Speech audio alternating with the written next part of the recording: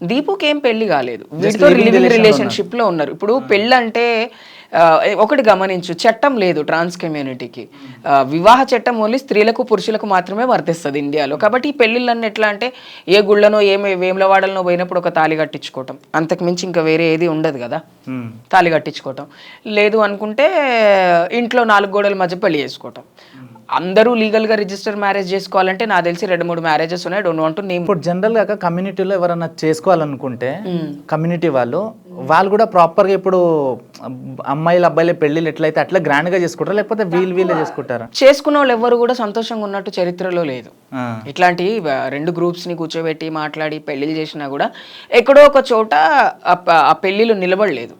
పేర్లు చెప్పను, చాలా పెళ్లిళ్ళే చేసిన నా చేతో, నేనున్న పెళ్లిళ్ళు కూడా. మేము పెళ్లి చేసుకుంటున్నామని శుభలేఖలు, పెద్దవాళ్ళని పిలిచి వీళ్ళని పిలిచి అందరిని పిలిచి పెళ్లి చేసుకున్నా సస్టైనబుల్ గా రిలేషన్షిప్స్ లేవు. అక్క ఇప్పుడు ఎంత గొడవ అయినా నార్మల్ గా తలక నెత్తి కొట్టి చంపడం ఇలాంటి జరుగుతాయి. మరి 15 ముక్కలు చేయడం రీజన్ ఏంది అంత దారుణంగా? అదే చెప్తున్నా, అడిగేవాళ్ళు లేరు. ఇప్పుడు దీపు ఉంది, దీపు తల్లిదండ్రుల దగ్గరికి వాళ్ళకి ఏమన్నా మంచి చెడు చూడడం అనేది కామన్. ఒక అబ్బాయి అమ్మాయిగా మారిపోయిన తర్వాత ఫ్యామిలీ మెంబర్స్ ఎప్పుడు రానిస్తారు మనని? ఫైనాన్షియల్గా మనం వాళ్ళకి సపోర్ట్ చేస్తేనే రానిస్తారు. ఆల్రెడీ వాళ్ళ పేరెంట్స్ కూడా అదే చెప్పారు, మా కొడుకు మమ్మల్ని బాగానే చూసుకుంటున్నాడు, ఈయన దగ్గరకు వచ్చిన తర్వాతే ఫైనాన్షియల్గా కొంచెం ఇబ్బంది అవుతుంది, మేము అడిగినా కూడా డబ్బులు ఇవ్వకుండా మా ఇళ్ళకి రాకుండా వాడి దగ్గరే ఉండి జపం చేయటం, ఇట్లా ఏమవుతుందంటే ఒక మనిషికి అలవాటు అయిపోయిన తర్వాత జరిగే తప్పులు ఇవన్నీ. సో ఇప్పుడు ఆడవాళ్ళని ఏమైనా చేసి చంపితే ఎన్నో స్వచ్ఛంద సంస్థలు వస్తాయి, మాట్లాడతాయి. విమెన్ కమిషన్స్ వాళ్ళు మాట్లాడతారు, మాకు చట్టము న్యాయము ఇది అది అని మాట్లాడతారు. ఇప్పుడు 15 నుంచి 16 ముక్కలు చేశాడు. ఆ ముక్కలు ఎలా చేశాడు? ఫస్ట్ గొంతు నిలిమి చంపేసిన తర్వాత బాత్రూంలో తీసుకెళ్ళి, అంటే ఐఎమ్ సారీ టు సే, ఆ ఊర్లో పంది మాంసం అమ్ముతారంట బాగా, డిస్ట్రిక్ట్లోనే తింటారంట. ఆ పందిని కోసే కత్తిలు మామూలుగా దొరుకుతాయంట బయట, లైక్ షాప్స్లో బయట వెండర్స్ దగ్గర దొరుకుతాయంట. ఆ కత్తితో ముక్కలు చేసావు నువ్వు. బాత్రూంలోకి తీసుకొని వెళ్ళి ఆమెని ముక్కలు చేసిన తర్వాత బ్యాగ్స్లో వేసుకొని తెలివిగా కాళ్ళు ఒక చెయ్యి ఒక దగ్గర, ఒక కాళ్ళు ఇంకో చెయ్యి ఒక దగ్గర, మొండెము తల, కూరగాయలు అమ్మే మనం ఎర్రగడ్డ మార్కెట్లో కూరగాయల సంచులు దొరుకుతాయి పెద్ద పెద్ద, ఆ సంచులలో పెట్టి నువ్వు అక్కడక్కడ డిస్ట్రిబ్యూట్ చేసి నీ జాగలో నువ్వు అంటే ఎవరు పట్టుకోరు అన్న తెలివిగా నువ్వు చేసావు.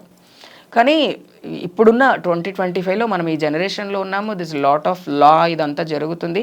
కానీ చాలాసేపు అది స్త్రీ యొక్క బాడీ అనే అనుకున్నారు జనాలందరూ. మెట్టెలు ఇవన్నీ చూసి పోలీసులు కూడా అనుమానాస్పదిలో మహిళ మృతి అని చెప్పారు తప్ప, ఎప్పుడైతే మనకి ఇది తెలిసిన తర్వాత ఎప్పుడైతే ట్రాన్స్ మహిళలు, హిజ్రా కమ్యూనిటీ ఎవరైతే ముందుకొచ్చి పోలీస్ స్టేషన్స్లో మా పిల్ల కనపడట్లేదు ఇట్లా అని చెప్పినప్పుడే జరిగిందంటే, వారం రోజుల నుంచి ఆయన హత్య చేయాలని ప్రయత్నం చేశాడు.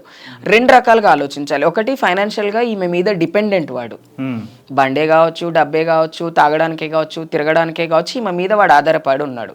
ఇంకొకటి ఏంటి అంటే వాళ్ళ మరదలతో పెళ్లి చేసి, ఇప్పుడు ఎవరైనా ఒప్పుకోరు, నువ్వు నాతో ఉండి జీవితాంతం నీతోటే ఉంటా అని నా లైఫ్లోకి వచ్చి సడన్గా మా ఇంట్లో వాళ్ళు ఆడమని పెళ్లి చేసుకోమంటారు అని చెప్తే అక్కడనే డిఫెక్ట్ వస్తుంది. కాబట్టి నేను ఏం చెప్తా అంటే, నిజంగానే మీరు హిజ్రాలను ప్రేమిస్తే మీ తల్లిదండ్రులతోటి చెప్పి ఇంటికి వచ్చి మాతో మాట్లాడి పెళ్లి చేసుకోండి.